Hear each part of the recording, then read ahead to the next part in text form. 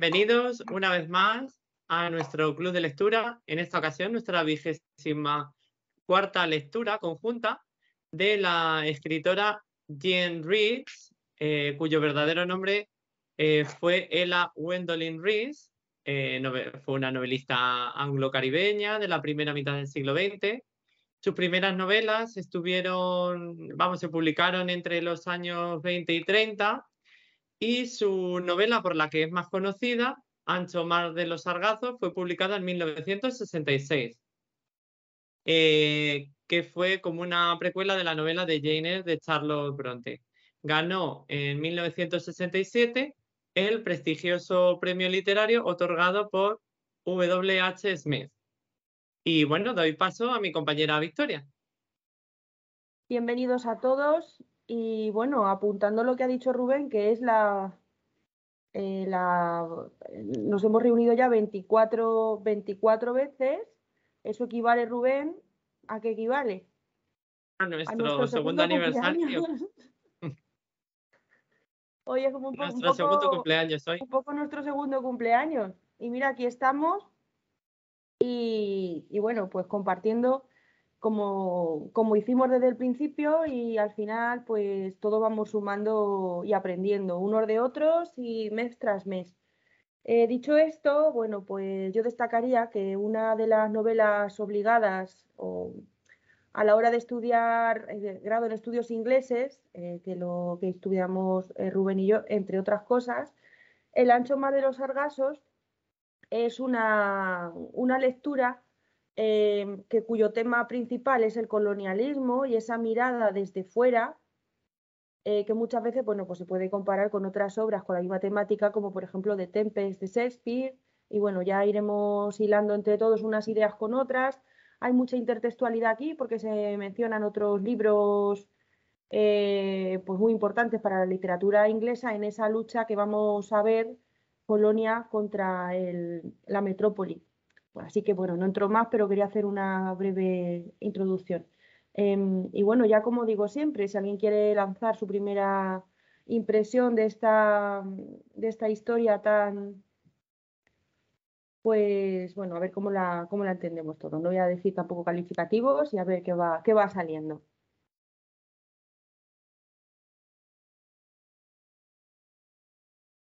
¿Qué es lo que más os llama la atención? Bueno, la historia, los narradores, la narradora en este caso es una niña, lo vemos todo con ojos de niña, pero bueno, no sé, primera impresión. María Ángeles, por ejemplo, tú. Tienes que abrir el micro, María Ángeles.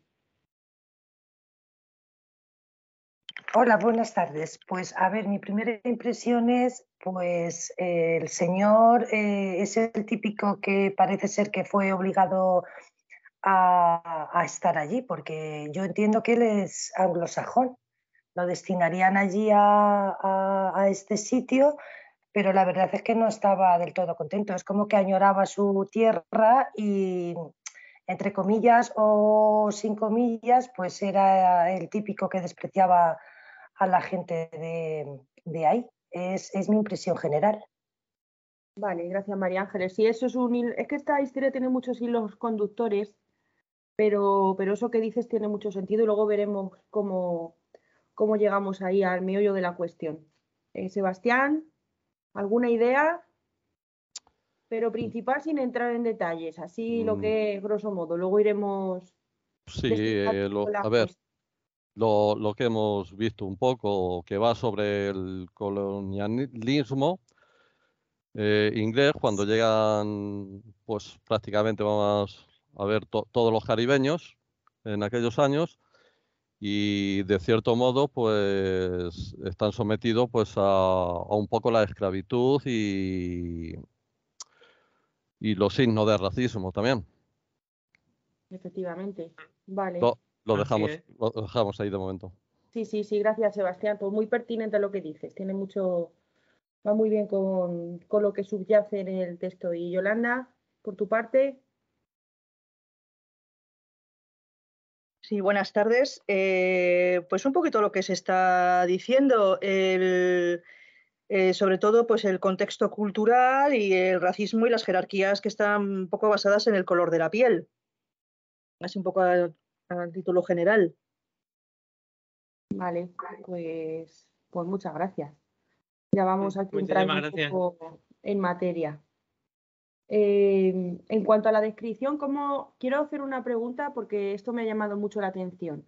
¿De qué manera nos va presentando a los personajes? ¿Cómo vamos conociendo sus rasgos y sus características?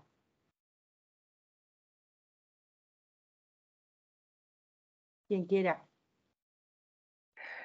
Vamos a ver, yo la verdad es que la descripción que hace la niña en los primeros párrafos, yo creo que ya se queda muy claro quién es quién y cómo es cada uno. Efectivamente, de hecho, en el primer párrafo está un poco la clave de cómo nos va situando en ese contexto. Habla de un niño tísico, de color piel clara, que se le transparentan no sé si dice directamente con piel clara, pero cuando dice que se le transparentan las venas, es que tengo por aquí el texto, claro, ya te está diciendo las venas azules. Claro, entonces ya te está diciendo que es una tez muy clara. Entonces ahí hace la descripción del niño. Luego a continuación describe al padre. El padre dice que era un hombre extraño. Pone un poco en duda de qué ganaba la vida, ¿no? Porque ahí lo va dejando un poco, va dejando de caer que a lo mejor no todo es pues o legal o transparente.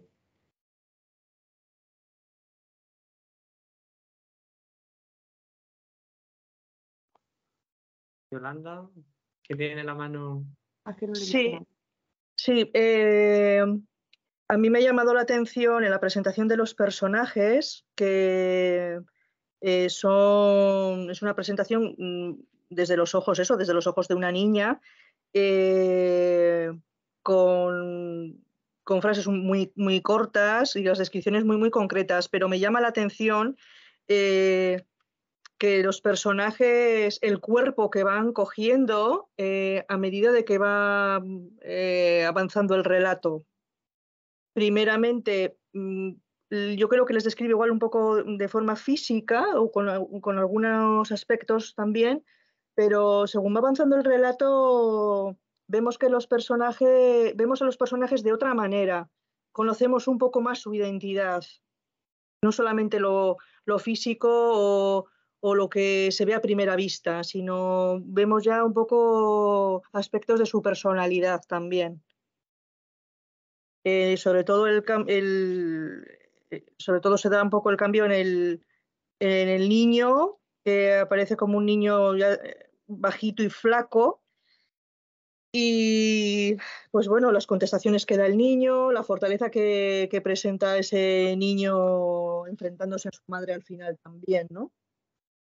Y la madre del niño, pues también como la presenta, no crean, es una negra decente, respetable y bien educada. Y conforme va avanzando el texto, pues vemos otras características de esa mujer, ¿no?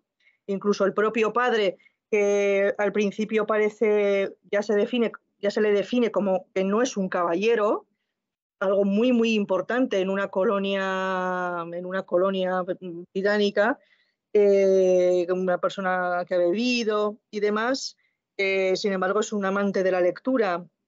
Quiero decir que al principio se presentan los personajes de una manera, pero después los personajes tienen otras características. Sí, si os dais cuenta, la descripción física de Eddie sí que es más profunda porque lo describe totalmente físicamente como es, pero luego sí que es verdad que al padre no lo describe tanto físicamente, sino más bien por lo que va haciendo, por ese carácter extraño y por su dudosa actividad. O sea, que no se centra tanto en la parte física, sino en la parte más de su estilo social, trabajo, etcétera. Pero está muy bien, Yolanda, sí, así es. Sí, además en la segunda, primero tenemos las descripciones físicas, un poco nos contextualiza cómo son allá nos está diciendo un poco algunos rasgos físicos, pues nos ayuda un poco a ordenar ideas. Pero luego está cómo actúan. Luego ya sí que vemos cómo van actuando, esos desprecios que le hace él cuando le tira del pelo a ella, ese odio que ella le va cogiendo a la cultura inglesa, porque al final es una idealización, porque todos hablan de la patria, eso también lo comentan, pero nunca nadie la había visto. Al final es una idealización, Yolanda. Ay, perdón, que he levantado la mano sin querer. Anda, pues bueno. Hombre, puedo Nada. seguir hablando de otras cosas, pero igual también los compañeros quieren añadir. Bueno, voy yo mismo entonces. Venga. Vamos a ver, para ser la narradora, la niña, que se supone que tiene entre 12 y 14 años, por ejemplo, ¿no? Porque la edad de Eddie son 12. Entonces, pues que tenga una edad similar. Parece que la narración que haces es de una persona ya pues mayor, madura y con unos conocimientos un poco más avanzados. Es la impresión que da. Porque claro, toda la narración, con todos los detalles que da, lo que va contando, y porque va contando prácticamente la vida y lo que ha visto de ellos. Sí, bueno, yo lo veo más con ojos inocentes que con otra cosa. Yo creo que está como Sí, pensando en voz alta para ver si empieza a encajar las cosas, porque el tema de los libros es un poco desconcertante. Cuando entran ellos un poco a escondidas, decía también que le agrada cuando está hablando de ello porque dice que olía muy bien, olía a madera dulce. Entonces, pues ahí vas viendo un poco lo que les interesa, quizás más la curiosidad que otra cosa, porque cuando entran la primera vez se llevan prestado el libro de las mil y una noches, será también la parte exótica de lo desconocido. También sabemos que sabían leer, es otra cosa importante. Y luego también hay muchas alusiones al árbol del mango, que eso también en otros poemas que se escribían tenía también un toque erótico. Entonces, no sé hasta qué punto son ojos de niño o son ojos de adulto. Yo creo que van un poco la narradora o la autora, a través de la narradora, lo que nos va dando como símbolos. Nos habla de la luna, nos habla de palabras que tienen mucho peso, que la luna en sí no es como la luna, también puede ser la parte femenina. Y al final, no sé, tiene muchas relaciones un poco, yo creo que son como una lucha binaria. Oriente contra Occidente, las colonias con el viejo mundo, el hombre contra la mujer, por ejemplo, Mrs. Sawyer, cuando está seleccionando los libros para quemarlos, bueno, creo que no selecciona, realmente los va tirando de uno en uno. Cuando ve el de Cristina Rossetti, me parece, dicen que sí. se le nota que odia todavía, que si hay algo peor que ser un escritor inglés es ser una mujer y escritora. Entonces, ahí hay mucha lucha pues no sé, de opuestos que están ahí presentes y nos lo presentan como desde los ojos de un niño que al fin, bueno, de una niña, pero para que el lector vaya asociando, creo yo, no sé, pero que también lo que tú dices puede ser, Sebastián. Sí, ¿Quién sí, ha sí. levantado la mano? Yolanda. Sí, yo creo que es es un narrador testigo y, haciendo un poco alusión a lo que tú dices del mango, sí que es cierto que el mango aparte que es un árbol exótico, los colores del mango también hacen alusión al color de la piel de Mrs. Sawyer, porque al final, cuando está seleccionando los libros, la niña ve cómo esta mujer pues está muy bonita, tan bonita como el cielo oscuro, azul oscuro, o como el mango con sus largas ramas pardas y doradas. Y si tiene el mango va más allá que una simple fruta, sino el simbolismo Sí. de ello. Además es uno de los productos que se llevaron del nuevo mundo al viejo mundo, y hay un poema que ahora no recuerdo de quién, que ponía colonización a la inversa. ¿Te acuerdas, Rubén? Instrucciones para cómo comerse un mango. Y eran las instrucciones de un niño de allí, un niño del Caribe, enseñándole a comerse un mango a una niña inglesa. Le daba instrucciones pues bastante, podemos decir, eróticas, pero en realidad era porque todo podía tener doble sentido. Y al final también el viejo mundo se siente atraído sexualmente por lo exótico y por la sexualidad y libertad que tenían allí las mujeres en el viejo mundo, o sea, en el nuevo mundo, porque el tipo de ropa era diferente, no se cubrían igual, entonces sexualmente era un atractivo y compara un poco esa fruta jugosa y atrayente pues, con el choque de culturas, que al final es un poco eso, es colonizar también, puedes colonizar a la inversa, introducir alimentos y costumbres de los colonizados a los colonizadores. Entonces es que esto tiene mucha tela para ir. Yolanda. Sí, en la película, no sé si habéis visto La Reina Victoria y Abdul, él que es indio, él le cuenta cómo son los mangos, entonces ella quiere que le traigan uno para probarlo y bueno, pues sí, aparece un poco todo este tema que estás tú comentando, se refleja muy bien ahí en la película. Sí, pues es que era un tema. Sebastián. Sí, el mango, como estamos hablando de él, vamos a ver, representa fertilidad, amor y habitualmente pues lo utilizaban para decorar las puertas durante las celebraciones de bodas y fiestas religiosas, pues los caribeños, lógicamente los que estaban en las colonias. Entonces lo utilizaban para todo esto también. No, pues es un dato importante porque estamos viendo que el mango es como un símbolo de una cultura, va más allá Claro, de que sea un producto de mesa. sí, más que una fruta, pues lo utilizaban con esa simbología. Yolanda. Sí, la madera del mango con la que hace el padre, no lo dice, pero se presupone que esa caseta que hace para los libros es de madera de mango, porque ella huele, tiene el olor dulzón de la madera. Y además es que se utiliza mucho para hacer muebles o para hacer construcciones. Claro, cuando lo menciona que tiene ese olor dulzón, pues claro, está refiriéndose indirectamente a la madera del mango. Claro, porque era un recurso que se utilizaba todo. La fruta y la madera.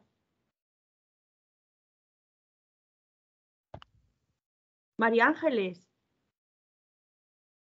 Sí, dime. Háblame un poco de un tema que es importante, que todavía no hemos dicho nada, que es el tema de las criadas. ¿Tú qué crees que función tienen por ahí las criadas? Pues es la un verdad, temazo, ¿eh? Las criadas. pues eso, ¿qué vamos a decir que ya no sepamos? A ver, tenía una duda, ahora sigo con esta pregunta, tenía una duda para que no se me olvide, pero quizá Victoria antes casi la ha despejado, porque ¿sabemos si la niña era caribeña o británica? Pero al decir tú que sabían los dos niños leer, claro, se presupone que igual la niña también era británica, ¿verdad? A ver, no lo sé exactamente. No se sabe, pero... Porque ella no se describe, no, ella no... Hay una vez porque me quedé pensando cuando habla del pelo, porque dice, mi pelo, no sé, le ponen azúcar cuando cuando va al funeral, a ver si lo veo el texto. Sí, cuando va lo al funeral, pone. Pero claro, pone que su lacio pelo le ponen Sí, azúcar. pone me empaparon mi lacio pelo con agua azucarada la noche anterior. Claro, pues casi podemos pensar que la lo niña peinaron también en era trencitas. Claro, pero como le peinan en trencitas, ahí nos ponen un poco en duda. Sí, pero el pelo suyo es lacio y normalmente sí. Pues era una duda que tenía, pero claro, al decir tú anteriormente lo de claro, que los dos niños sabían leer, ya casi se me ha ido la duda, sí, casi se presupone que la niña es británica. No sé, yo con lo del pelo me fijé, digo, a ver, no pone que se lo estiren, pone que su pelo lacio Sí, esto es un poco el contraste que hemos dicho antes. Esto está lleno de contrastes. A su pelo lacio le ponen azúcar, que seguramente que sería una forma de, pues, de echar un fijador en lo el dice pelo. para que quede más esponjoso el pelo, en fin, lo describe. No, Necesitas. la utilizarían como fijador, ¿no? Claro, pero fíjate, si pensamos que tiene el pelo liso, que es lo que da a entender, y que le hacen trencitas, es una mezcla. Yolanda, ¿vas a decir algo al respecto? Sí, a ver, Jane Rees, que es una escritora anglo-caribeña que vivió en Dominica y que en sus libros refleja muy bien toda la sociedad de la época que le tocó vivir, era una mujer que yo creo que se refleja en esta niña. Y esta niña, a mi parecer, es criolla, porque Claro, la respuesta que da cuando el padre ya también hacia el final, cuando dice que su padre es impaciente y que interrumpe las conversaciones diciendo ¿cuántos blancos hay? Condenadamente pocos, porque habla un poco de alguna gota de sangre de color. Entonces Jane Rees, que bueno, pues que tuvo antepasados negros y que vivió en Dominica, estuvo también como muy, a ver, estuvo un poco por lo que yo he estado investigando, como muy cerca también muy cerca de los negros. De hecho, ella prefería estar con los negros, con las criadas, con el servicio que tenían en casa, porque en su casa tenían esclavos negros. Pues ella prefería estar un poco con los esclavos o con los criados de la casa, y se identificaba más con esa parte negra, y de hecho ese nombre que le pusieron, Gwendolyn, a ella no le gustaba nada porque significa en galés blanco, y claro, pues de hecho de adulta vamos, como que no lo utilizaba porque no le gustaba. Tenía además dos muñecas, una blanca y una negra. En su casa tampoco la tenían demasiados, ni su madre tampoco la quería demasiado, o sea, tampoco le hacían demasiado caso. Entonces es una niña que se cría ya en las cocinas, con el servicio, y cuando regresa a Inglaterra se encuentra completamente descolocada, porque en Dominica era demasiado blanca, y en Inglaterra pues tenía la piel oscura, con lo cual es un poco el problema se cae de los criollos. Y yo por esta escritora, que también lo refleja muy bien en El ancho mal de los sargazos, pues creo que esta niña es un poco el reflejo de Jane Rees, y que es criolla. Sí, la justifica muy bien lo que dice Yolanda, y tienes mucha razón. A ver, al hilo también de lo que has dicho, de que se identifica con ese personaje que está en un espacio liminal, podríamos decir, porque no está ni en un sitio ni en otro, en ningún sitio la aceptan al 100%. Y es como tú dices, lo que ella muestra en El ancho mar de los sargazos, y luego también en la novela que ha dicho antes Rubén de Jane Eyre, al final es un poco igual. Ella coge a la loca entre comillas, que es simplemente una caribeña, una criolla que se llevan como algo exótico, un poco, la familia era rica. Rochester se casa con ella, bueno, va allí, se la lleva a Inglaterra y la encierra porque dice que está loca. Entonces, bueno, ahí está la controversia de que es algo que me atrae, que me interesa, me la traigo aquí a Inglaterra, y al final pues la encierro, pero no porque estuviera loca, la encierran porque no encaja y él hace su vida. Entonces está un poco ahí en el espacio ese en el que me atraes, pero tú allí, yo aquí. Es una relación totalmente vertical, no es una relación horizontal. El tema del sentimiento de colonialista es: sois unos pobres salvajes, os vamos a ayudar, y ayudar, o más bien domesticar. Y en las cosas que no interesan, bueno, pues entonces, o simplemente por el cambio de cultura, pues ya están, pues te llevan eso. En Jenner la encierran como si estuviera loca, al final tiene un comportamiento totalmente animal, pero claro, lleva encerrada muchos años. Sí que le provocan una locura, pero no porque ella tuviera una locura previa, simplemente era ese no encajar, que dices tú, de Jane Rees, no encajar en ninguna sociedad. Y encima, pues te encierran, es un poco eso, es más de lo mismo, me molestas, te quito del medio o te desprecio. Entonces, encaja todo. Sí, además, bueno, hay un momento en el que también ella dice que había descubierto que cada vez que ella decía que era inglesa, pues el resto de chicos y chicas ingleses de verdad, que lo pone además entre comillas, es decir, los que son hijos de padre y madre ingleses, pues como que ¿no? me desdeñaban altivamente diciendo, tú no eres inglesa, eres una horrible criatura de las colonias. Es verdad. Entonces le dice, pues no tengo ganas de ser inglesa, decía yo, es mucho más divertido ser francés o español o algo así, y de hecho lo soy un poco. Entonces, el abuelo de Jane Rees era cubano, la abuela la abuela materna de Jane Rees era cubana, su abuelo se casó con una cubana.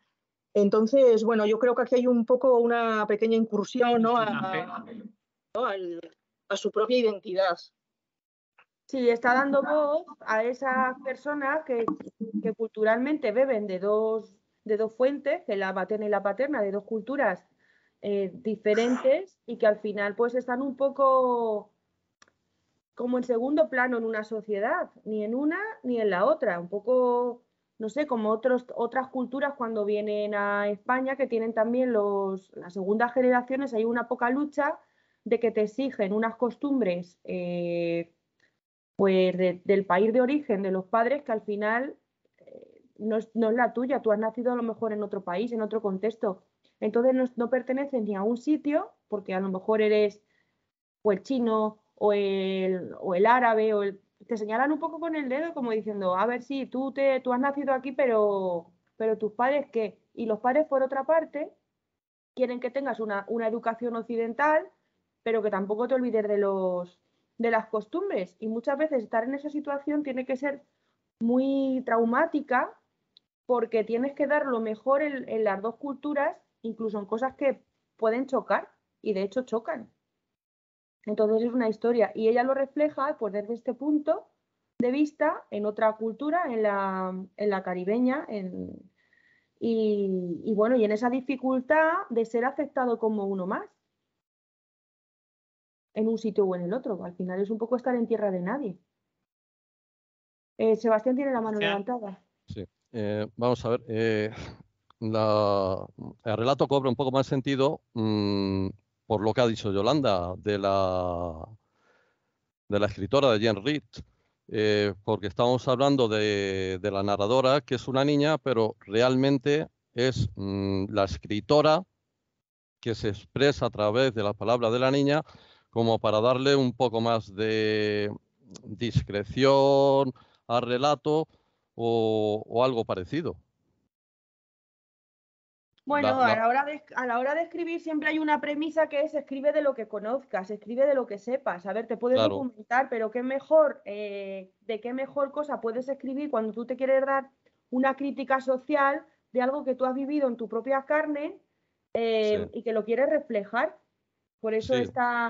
esta historia pues se puede estudiar tanto desde el punto de vista del colonialismo, de los estudios coloniales, también como desde otros puntos de vista pues eso, del tema de la mujer, la discriminación. Es que tiene mucho, no es solo el colonialismo como tal. Este texto tiene muchos temas en los que se puede abarcar. Hay muchos contrastes, porque Sí, vemos el colonialismo, sí, está enfrentado la que la narradora llama madre patria, que sería Inglaterra, y luego tenemos los que se sienten, los que han sido colonizados.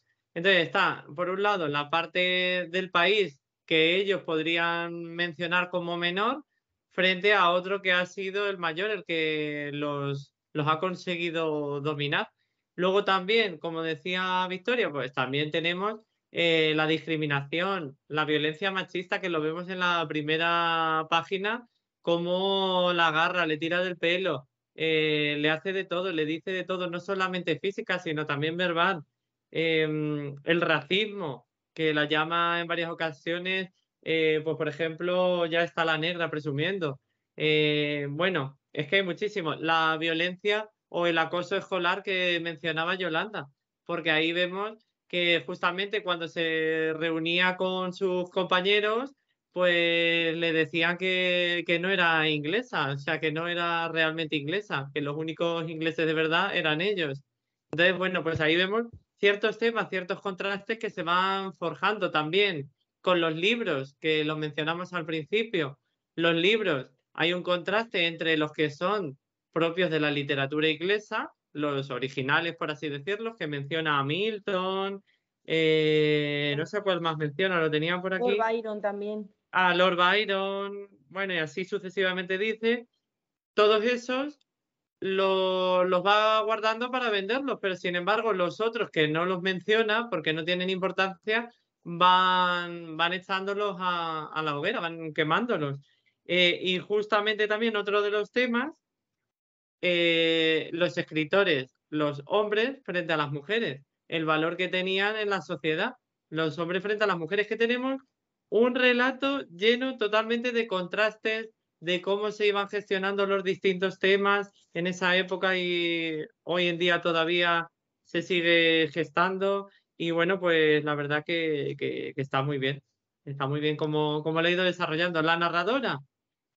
Pues sí, lo ve desde ese sentido inocente que mencionaba Victoria, pero sí que es verdad que también lo mencionó, me parece, Yolanda, que tiene, a ver, presuponemos que puede ser una niña adolescente de 12 años, una cosa así, porque Eddie tiene esa edad, pero sí que es verdad que toda la narración la hace con unos adjetivos, con unas descripciones tan profusas que luego contrasta, también otro contraste más que podemos añadir, contrasta con los diálogos, que son como sentencias muy breves, como esas sentencias, esos pequeños diálogos que se gestaban en la adolescencia, en la niñez, por ejemplo, en la infancia, que son cositas muy cortas, muy sencillas, con una gramática muy sencilla. Sin embargo, la narración es totalmente más compleja.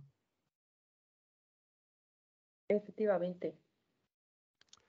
Sí, luego también cabe destacar en el párrafo que dice, Mildred les dijo a las otras criadas de la ciudad que ojos de las señoras habían adquirido una expresión malévola, como los de una Soucrian. Ahí habla de Soucrian o Beat como la única defensa que tenían los esclavos o la raza negra de defenderse ante el machismo o los dictadores, como queramos llamarlo, que era pues a través de toda la brujería, todo lo espiritual, y de ahí de hecho también relacionan un poco la muerte repentina de Mr. Sawyer. Entonces yo creo que está también todo relacionado con este tema. Es también otro contraste, yo creo, la religión que se imponía desde Inglaterra frente a la religión que encontramos por ejemplo, en esta región Sí, caribeña. los países caribeños pues utilizaban Claro. magia negra, temas de espirituales y todo este tipo de cosas. Pero era la única defensa que tenían estas personas también, que podían decir, no lo voy a avasallar mucho, no vaya a ser que me haga por ahí cualquier historia. Y digo, en el relato lo representa así, como la muerte repentina del del señor Sawyer. A la muerte repentina voy a llegar luego más de la muerte repentina tiene también temas, pero bueno, como no me quiero desviar todavía, busqué lo de Obeah porque no sabía exactamente lo que era y en un sistema de creencias. Estoy leyendo, ahora me he metido aquí en una página oficial, cielo.org.com, lo estoy leyendo de aquí. Obeah abarca una amplia variedad de creencias y prácticas que implica el control y la canalización de fuerzas sobrenaturales y espirituales, usualmente para beneficio social. En casos extremos, puede tratar enfermedades, traer buena fortuna, proteger contra el daño y vengar contra males, etcétera, ¿vale? Ya pone aquí, Obeah se usaba para ejercer presión sobre los europeos en favor de un mejor trato a los esclavizados. Claro. Tiene aquí, bueno, luego continúa, la aquí página es... Lo voy a poner en el chat porque me parece súper interesante. Sí, está Aquí Jen Reeds bien. pues está haciendo esa crítica esa Claro. crítica a el supremacismo, la superioridad que quería infligirles los británicos a todas sus colonias, porque no solamente a ellos, sino a todas sus colonias, cómo estaban intentando hacer como que eran los superiores, a los que tenían que servir. Pues aquí lo está criticando de esa manera con esa religión. Para nosotros es importante esta religión y tienes que aceptarla como otra cualquiera. ¿Yolanda? Sí, un poco en esa línea, que claro, en esos países como un sistema de creencias tienen prácticas de vudú, y entonces pues un poco ese enfrentamiento que tiene pues en cuanto en los libros europeos frente al vudú en este caso, ¿no? Y un poco esa cultura que separa, o sea, como que el sistema cultural que separa a un mundo del otro mundo. Sí, Y además Claro. aquí se refleja cuando recoge el cabello, dice, Sí, y ella eso recogió, es. cuando recoge el cabello, al Sí, final lo meten en un pues, ellas sobre. interpretan que es para hacer algo con él. Claro, sí, sí, sí, sí. Además luego el marido se muere de manera repentina, como ya se ha dicho, Claro. y hablan también luego, bueno, del fantasma, ¿no? Sí, es que cuando le da el nombre de Suclian, vamos a ver, es el equivalente a una bruja vampírica, directamente. Claro, porque ella como que, a ver, cuando lo menciona, como que se enfada, claro, tiene esos ojos, dice Mildred, que pone unos ojos, pone una cara, de tal manera que parece una bruja vampírica, Sí. una Subgean. Entonces, pues claro, intenta reflejar ese ardor que siente por dentro de ver todas estas injusticias. Que es que ya se te tendría que poner una cara, pero vamos. Aparte que es una criatura mítica del folclore caribeño, la Suclian. Claro, aquí lo que nos está transmitiendo la autora es, estas figuras son las nuestras, nuestra representación más fuerte para poder vencer a los que nos están colonizando, vamos, a los que nos están colonizando, claro. Y luego, si os dais cuenta de un detalle, cuando describen por primera vez a Mrs. Sayer, dice que en el pasado fue muy bella. Entonces, claro, nos la imaginamos muy desmejorada, envejecida. Claro. Bueno, ahí ya te da pie a eso, pero sin embargo, al final, cuando está con lo de los libros y dice esa descripción que antes ha hecho Yolanda, en la cual la compara con el árbol del mango, con esa rama, ahí estamos viendo que vuelve a ser bella, o por lo menos la descripción ya no es algo feo, sino que es algo bello.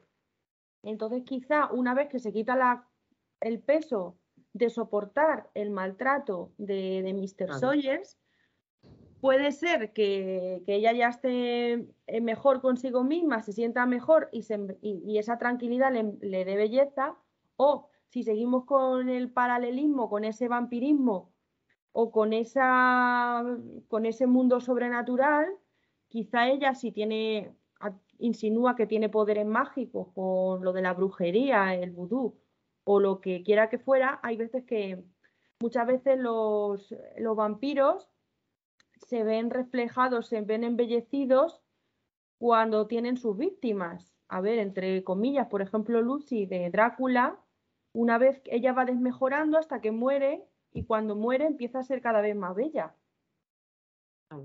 Entonces, bueno, aunque no se alimentara de sangre, pero quizás sí de esa energía negativa, pues dejarla ir. Puede ser también que tenga esa lectura. Sí, No sé. pueden tener esas dos lecturas, sí. Bueno, vamos a ver otra cosilla que hay aquí. Hay una frase que dice: los hombres podían ser misericordiosamente fusilados. A las mujeres había que torturarlas. Claro, Aquí eso está.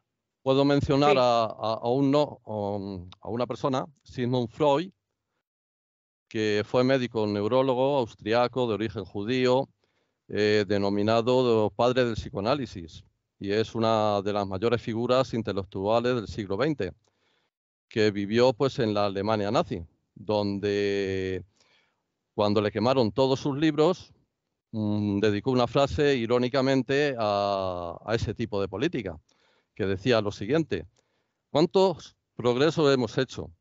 En la Edad Media me habrían quemado a mí. Ahora se conforman con quemar mis libros.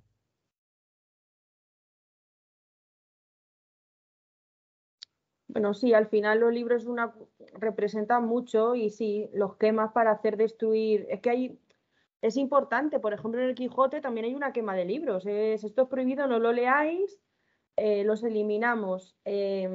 Incluso el fuego también es purificador y aquí la protagonista, bueno, la Mrs. Sawyers, odia todo lo que tiene que ver con Inglaterra porque había muchos libros referentes no solo a las obras literarias como tal, como hemos dicho antes, de Milton o la de Lord Byron, sino que había, no me acuerdo ahora mismo exactamente, pues de la flora, creo que pone de la flora de Inglaterra, son cosas muy concretas de esa cultura que al final la enciclopedia.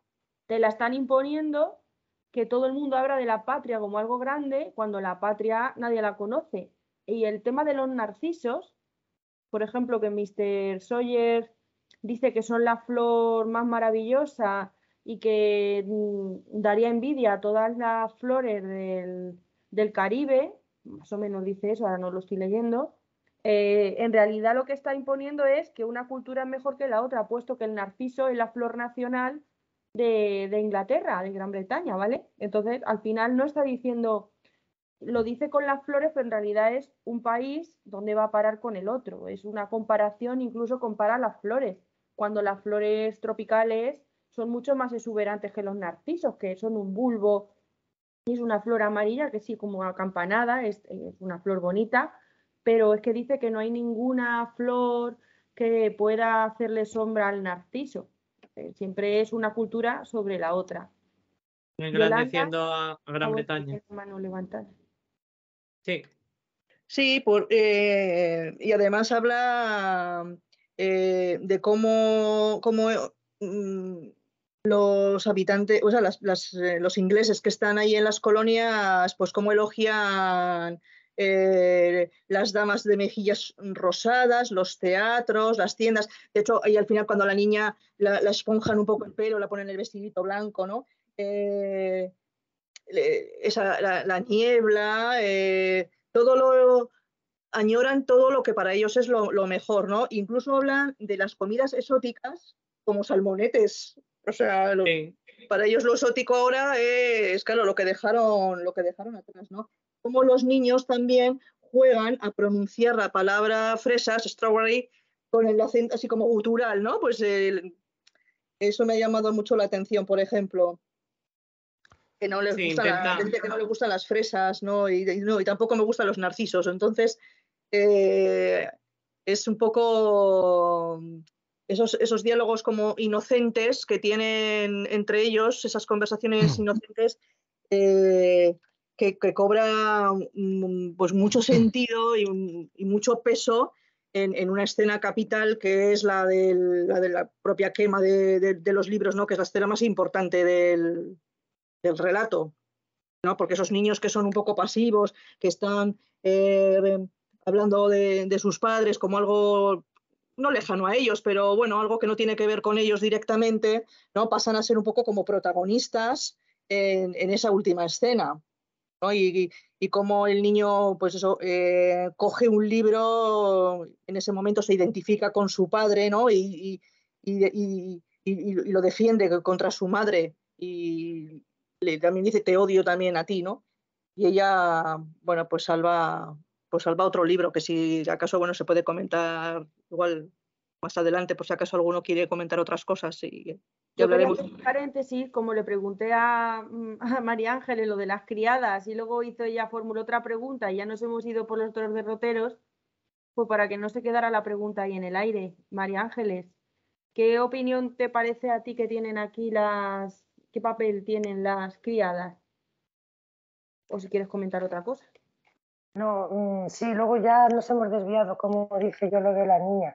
Bueno, pues a ver, la verdad es que tenían una criada, como todo buen británico, aunque ya dejaba dicho de que su economía tampoco era demasiado brillante, pero bueno, como le daría un poquito a la criada, pues ya teníamos 2 criadas en casa, porque su mujer prácticamente para él era otra criada. Y a ver, Mildred, pues más o menos es un poquito también la encargada de contarnos algunas cosas sobre la casa. De hecho, ella era la que se daba cuenta de que, bueno, por muy sumisa que fuera la señora de la casa, pues se conocían en el sentido de que sabía la expresión que tenía de la cara, de los ojos. Era sumisa delante de la gente, pero luego pues la narra muy bien. Ella la conoce perfectamente, esa cultura se conoce, y es la encargada también de darnos la nota de que la señora pues no era todo lo sumisa y buena que en un principio parecía describirse. Vale, pues muchas gracias, María Ángeles. La cosa iba por ahí, porque en realidad, imaginaros, las criadas eran internas, porque cuando eres esclavo, pues estás las 24 horas y sabes todo de la familia, sabes todo. Te conoces la casa, lo que comen, cómo son cada uno, las triquiñuelas de los hijos con los padres, todo. Hay libros que además tratan ese tema, como el de Criadas y Señoras, y ves hasta qué punto las criadas son conocedoras de todo. Muchas veces también tienen un papel de confesoras de la señora que se desahoga con ellas, o tienen que ocultar cosas con el señor, que también ocurría muchas veces. Entre las criadas, pues los señores hacían lo que querían porque eran un producto de consumo.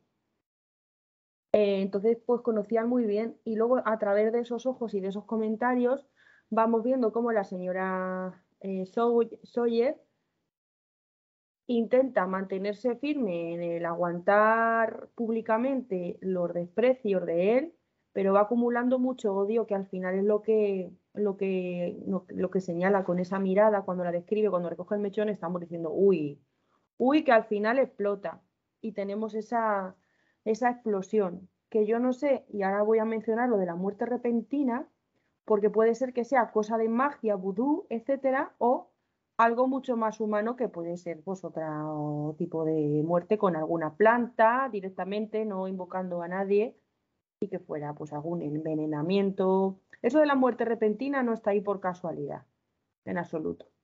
Y bueno, quería decir también eso. Sebastián tiene la mano levantada. Sí, vamos a ver. Habéis mencionado antes, pero bueno, el texto dice lo siguiente: el señor Sawyer murió repentinamente y como amiga íntima de Eddie fui al funeral con un nuevo vestido blanco. Eso tiene un sentido, ¿no? El vestido blanco, o lo explico. Me imagino que será cultural, que en vez de ser de negro tengan que ir de blanco, pero bueno, que si has buscado información y quieres comentar algo, sin problema, adelante, Sebastián. A ver, el vestido blanco yo creo que está marcado por un simbolismo que está ligado al movimiento sufragista, cuando hace un siglo las mujeres estadounidenses reclamaban el voto femenino, vestidas de ese color. Entonces el vestido blanco está asociado a toda la pureza y al simbolismo de resistencia y solidaridad femenina. Entonces yo creo que al ponerse el vestido blanco en el entierro, está representando como la liberación. No lo sé, Sebastián, puede ser algo mucho más sencillo, y que simplemente en los entierros pues utilizarán eso con un simbolismo, pero quizá no se corresponde el simbolismo occidental con el oriental.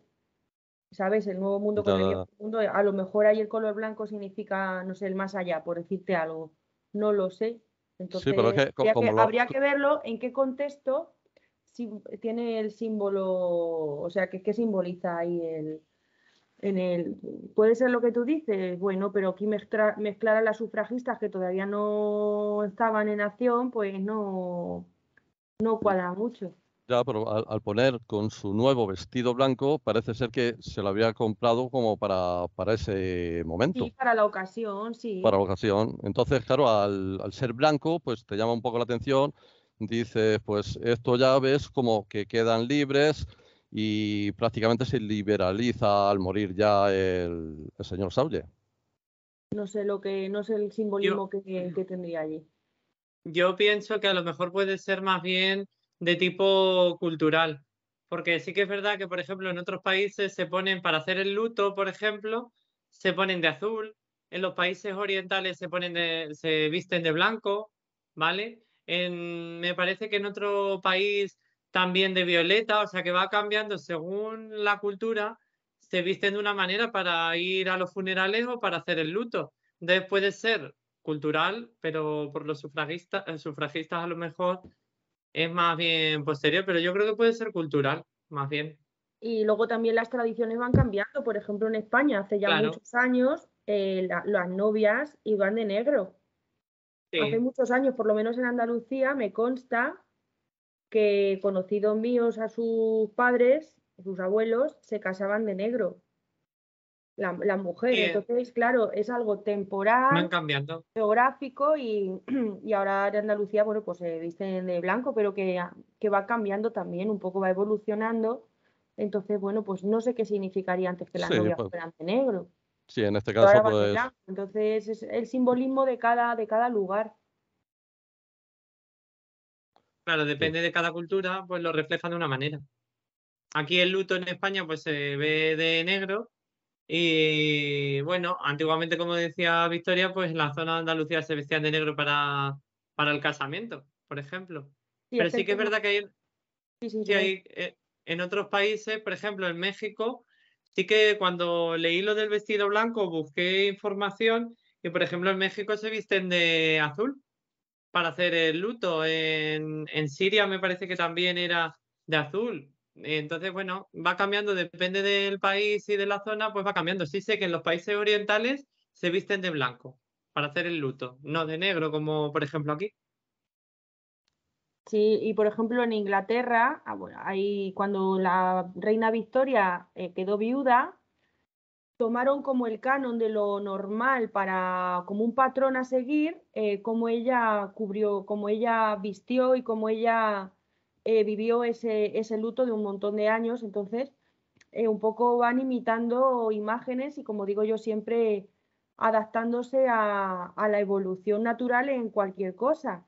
De hecho, aquí en España también hace unos años, no sé si se seguirá haciendo en algún rinconcito, se tapaban los espejos, no se ponía la radio o no se ponía la tele, cuando estabas en periodo de luto, incluso ahora a lo mejor en Sí, la actualidad hay quien se pone de luto solamente el día del funeral o ni siquiera, y van de un color discreto, pero antiguamente es que además te estipulaban, se muere tu padre, X tiempo de luto, se muere tu marido, X tiempo de luto, se muere tu hermano, X tiempo de luto, y había mujeres que vivían siempre de luto porque la sociedad les imponía los años que tenían que estar de luto.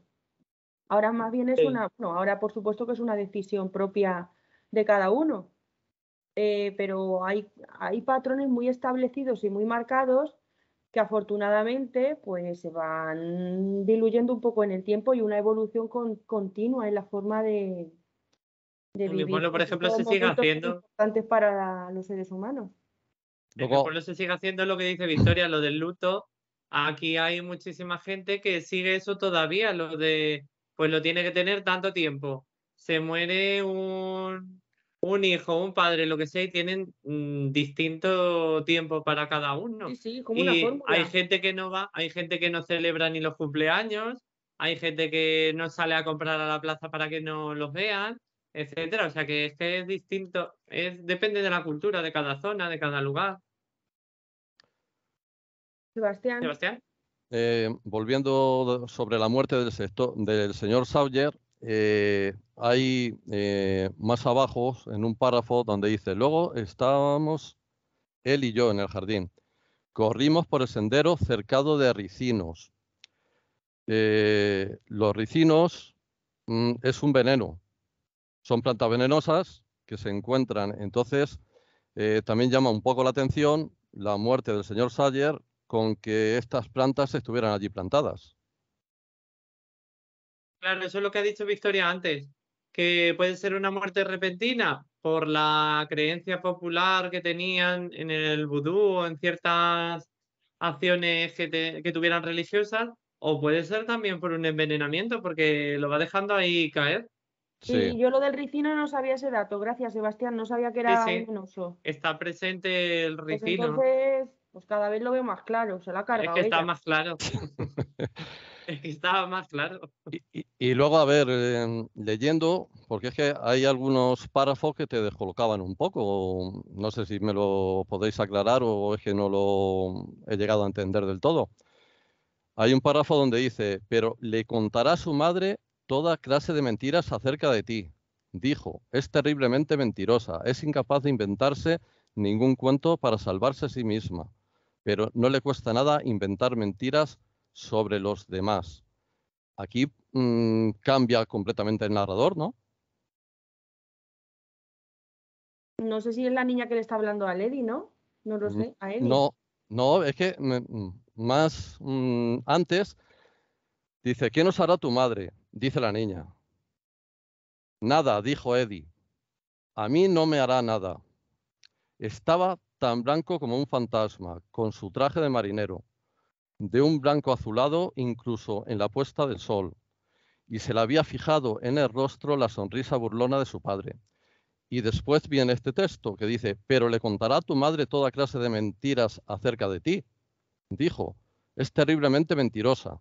Es incapaz de inventarse ningún cuento para salvarse a sí misma, pero no le cuesta nada inventar mentiras sobre los demás.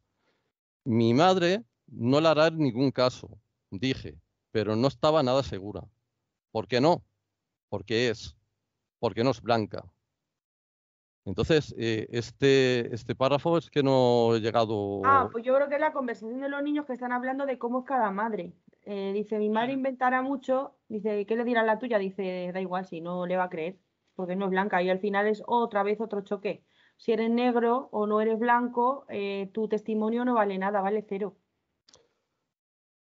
Ahí es que entras a leerlo y dices, pero le contará a tu madre. Entonces, yo qué sé, Sí, se Claro, entiende como. porque hay, sí, sí, eso ahí es lo como que cuando quiere tienes dos reflejar es niños, eso. uno se porta mal, a lo mejor le dice, pues se lo voy a decir también a tu madre. Oye, que tu Claro. hijo con el mío han hecho esto. Sí, Y y el luego padre Sí, normal luego la dice, uy, pues le expresión, regaño a mi hijo, pero aquí, luego ya la expresión cambia ya totalmente. Ya no dice porque es negra, dice es porque no es blanca. Cambia ya un poco sí, pero es lo la, mismo. la- la situación ya, pero ya no emplea como empleaba el padre la palabra negra, o sea, todo eso. claro, porque es una niña que, bueno, esa inocencia que hemos dicho antes, los niños, cuando se relacionan con otros, todos, para ellos son todos iguales, no distinguen. Somos los adultos que asignamos distintas connotaciones a distintas personas. Entonces ahí la niña no menciona con los calificativos que el padre llamaba a la madre de Eddie.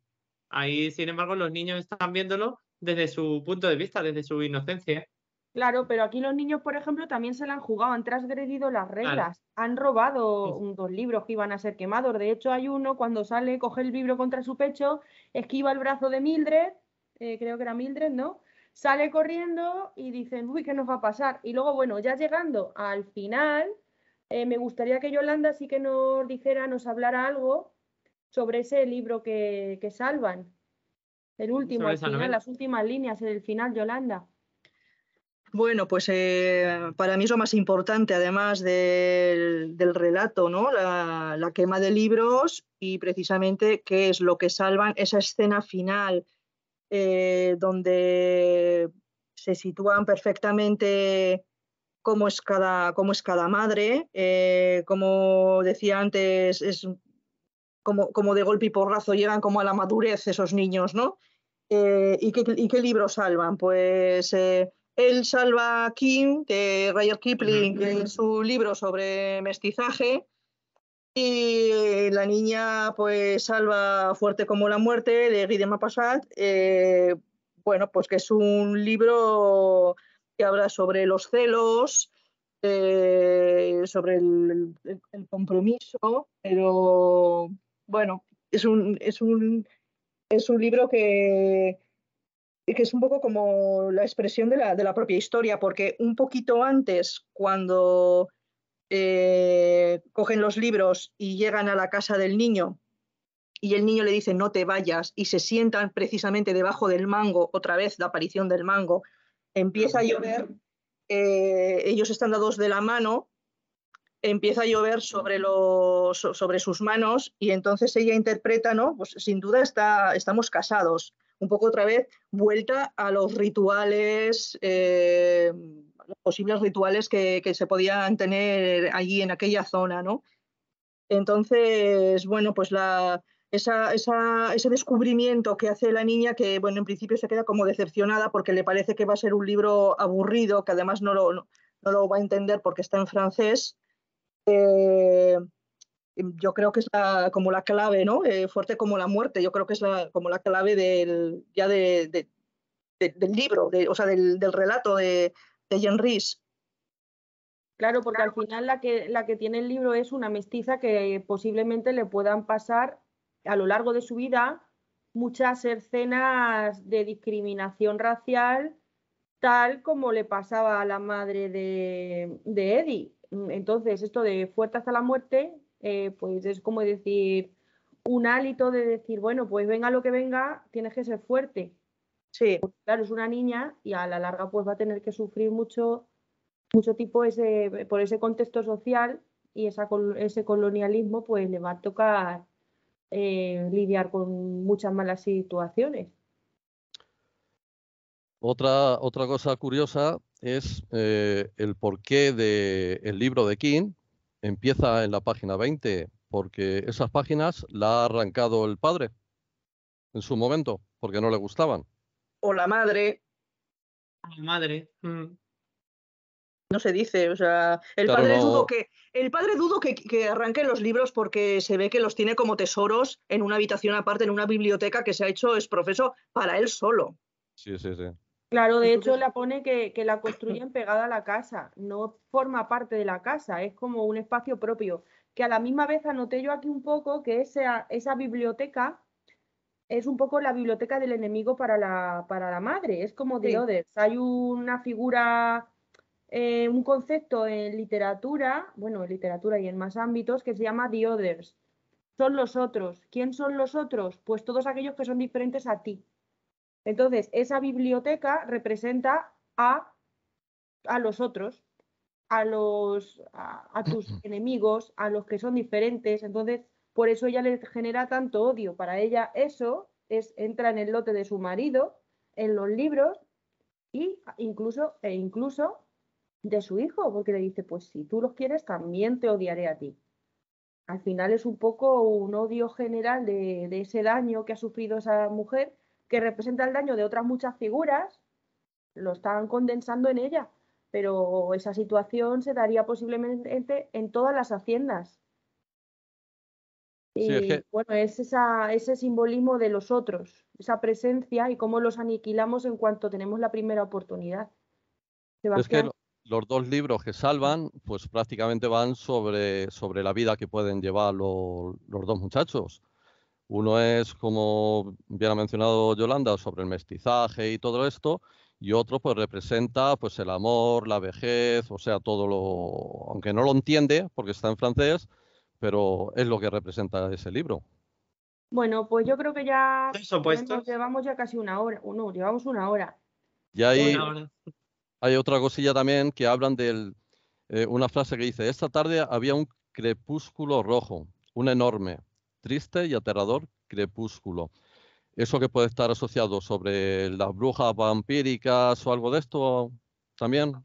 no, hombre, Ah, ah, es el incendio, el crepúsculo rojo tristemente, claro, pues porque es el fondo que se ve de color rojo o- del la hoguera, Claro, fuego, de la la quema de hoguera, libros. claro, de la quema. Claro. la hoguera. Eso es Claro. referido a la quema de libros, sí. Ya, ya, ya. Además, el fuego también es muy característico en Jean Rhys, porque aparece también en su novela principal, El ancho mal de los sargazos, perdón, y aparece en su propia vida porque a su abuelo le quemaron los esclavos bueno, no sé si no le llegó a tocar la casa, pero bueno, algo, no sé si en la plantación o hubo alguna quema también. O sea, que el fuego está también como muy presente en la obra de Jen Reese. Sí, lo tiene Además, muy vivo, sí. sí, además, por ejemplo, como curiosidad que recuerdo ahora de El ancho mar de los sargazos, los esclavos se sublevan, prenden fuego a la casa principal, hay un loro dentro de la casa que sale ardiendo por la ventana, entonces es un Sí, poco como el fuego demoledor, al final sí, también sí. afecta a, a los nativos de ese sitio, porque el loro, al final imaginaron la imagen, un loro que vive con ellos en la casa, sale ardiendo por la ventana. Y el fuego es muy, pues muy, está muy presente además como expresión del odio, destrucción, purificación, es que tiene Mucho mucho significado. simbolismo y aquí pues es eso, es una venganza. Pues eso, primero se carga una parte de esos otros y al final termina con los libros eh, y, y bueno, es importantísimo. Y ese crepúsculo, pues ese cierre de ciclo, al final es un crepúsculo, ya todo acaba y no sabemos qué ocurre al día siguiente, no sabemos la represalia de los niños, no sabemos qué va a pasar, simplemente se cierra una fase. Dan ganas de poder seguir sabiendo más cosas de ellos sobre el otro al día siguiente y qué medidas tomaría Mrs. Sayers. Bueno, ya la viuda, que además va muy bien con su papel porque dice que en el funeral iba al final llorando muchísimo y bueno, lo describe como si fuera una viuda, vamos, de primer orden. Y el niño no lloraba, sin embargo. Es que hay otro contraste más. Sí. Claro. Es que el relato está totalmente lleno de contrastes. Bueno, como llevamos ya más de una hora, que no suele ser lo corriente, por mi parte voy a hacer una recomendación de lectura y luego ya os dejo que digáis la última idea cada uno. Yo os recomendaría que os leyerais The Tempest de William Shakespeare. Es una obra dramática muy finita, fácil de leer y con mucha conexión con este tema, porque, bueno, no digo más, pero que yo os lo recomiendo. Y ya, bueno, pues Rubén o Yolanda, María Ángeles, últimas ideas y nos vamos, luego presentamos la actividad el próximo día. Venga, no sé, María Ángeles, venga, última idea. Bueno, pues la verdad es que se ha quedado cortísima la hora, un relato tan pequeño, todo lo que guarda dentro. Y la verdad, un poquito saco la conclusión de que el niño, pues creo que se va a volver un poquito como el padre, ¿eh? Porque al final no habla bien de la madre y eso es un tema que al final es como que desprecia también o despreciará también a la mujer, a lo que representa a la mujer, ¿eh? Nunca un niño y más con esa edad, tanto el padre como la madre son pues sus héroes prácticamente y nunca, no sé, al final el niño me ha quedado así un poquito desencantada. Solamente quería decir eso. Nada, gracias, Nos María. subvierte. Gracias, María Ángeles. Bueno, al final somos lo que vivimos. Y quizá él se identifica más con su padre que con su madre. De hecho, los gustos tienden más a eso. Él también es blanco, aunque tenga sangre mestiza, él es blanquito porque se le transparentan las venas, no olvidemos eso, que a lo mejor sus hijos luego no son blancos, pero él como tal se mira y se ve blanco, incluso a lo mejor le da repugnancia a su madre, porque no sabemos. Tampoco es buena imagen la que ha visto siempre ese modelo de padre, que bueno, de modelo tenía poco porque encima era un borracho, que nos lo pone también, nos lo presenta como borracho, pero él ya a lo mejor ha normalizado todo y para él eso es lo normal. Ya, pero la Su trato descripción de que es mi ese. madre puede, pues, hablar de todo el mundo y dejarlos mal, no sé, esa frase Sí, sí, me dejó pensando. Venga, os sí, dejo sí, pero y esa frase está ahí, está por algo, porque sí, Jane sí. Reese no daba nunca, bueno, como vais viendo, todo lo dice por algo, incluso eso al final lo dejó abierto para que cada uno piense lo que, pues eso, para hacernos llegar a este punto de duda. Sebastián, para cerrar.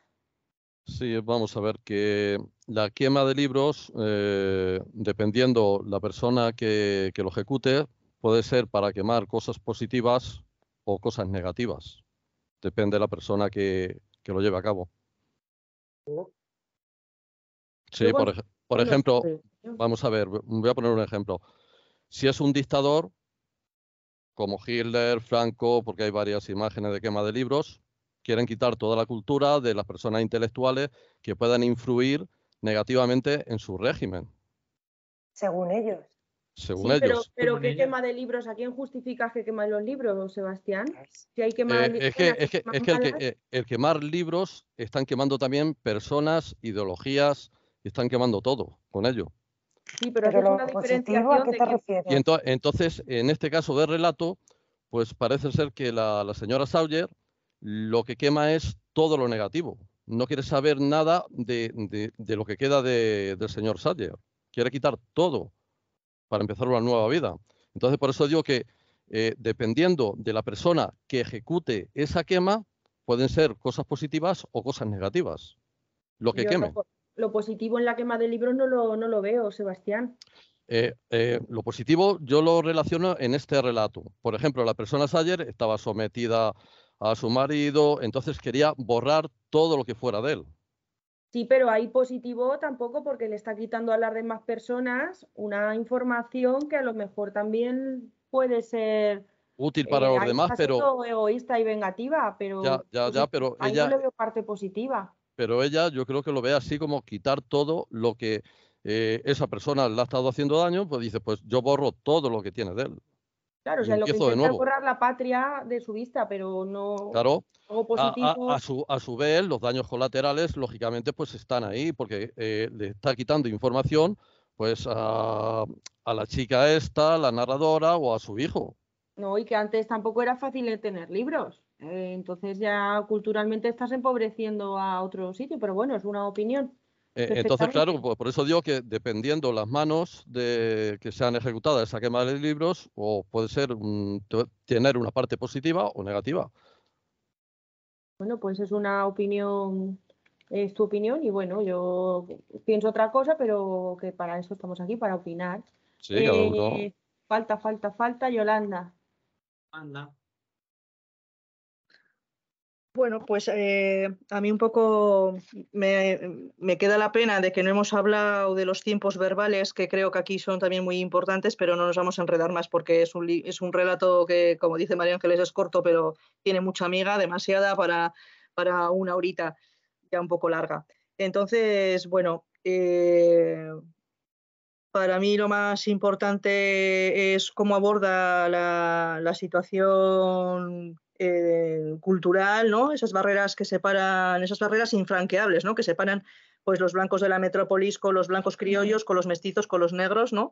Ese sistema de creencias y culturas diferentes que se ve muy bien con los libros que tiene él y que ella, a mi parecer, los quema para deshacerse un poco de ese vínculo que tiene con la metrópolis y además en una idea que lo plasma la niña cuando dice cuando está tirando además es que lo que tira son obras clásicas, ¿no? de Lord Byron, de Milton, y dice que ella en los ojos de Mrs. Sawyer, pues ve que hay algo peor, ¿no? Dice, me bastó para saber que había algo peor, infinitamente peor que los hombres que escribían libros, las mujeres que escriben libros.